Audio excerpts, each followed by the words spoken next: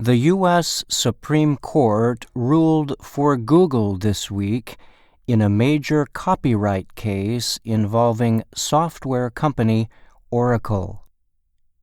The two American technology companies were in a dispute over several thousand lines of computer code written by Oracle. The company said that Google had violated U.S. copyright law by copying the computer commands within one of its software products. Google added the Oracle code to its own while developing the Android operating system. The code was used to create an application software interface, or API, for Android. APIs are the pieces of code that permit programs and apps to work together. Software developers have created millions of apps for Android. The operating system now powers more than 70% of the world's mobile devices. The Android system was released in 2007. To build it, Google wrote millions of lines of new computer code, but it also used about 11,500 lines of code copyrighted as part of Oracle's Java programming language. Oracle brought legal action against Google for violating its copyright and sought billions of dollars in payment.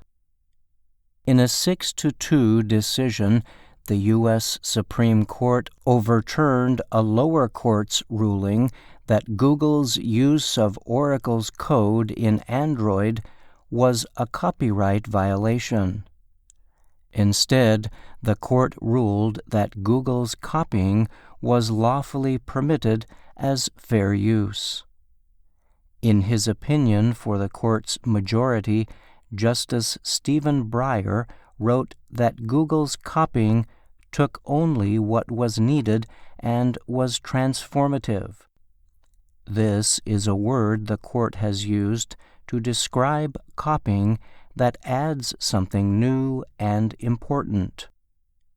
The legal dispute had continued in several courts for 10 years. Google won the first case when a judge rejected Oracle's copyright claim. But that ruling was overturned by an appeals court. A jury then sided with Google, but an appeals court again disagreed. Google had argued that it did not copy a computer program, but only used elements of the Java language in the development of its Android API. It added that using code in such a way had become common in the technology industry and that the practice was good for technical progress.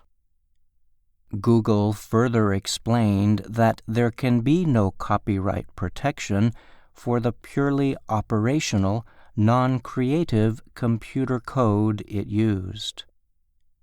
In a statement after the ruling, Oracle's Executive Vice President and General Legal Counsel, Dorian Daley, strongly disagreed with those arguments.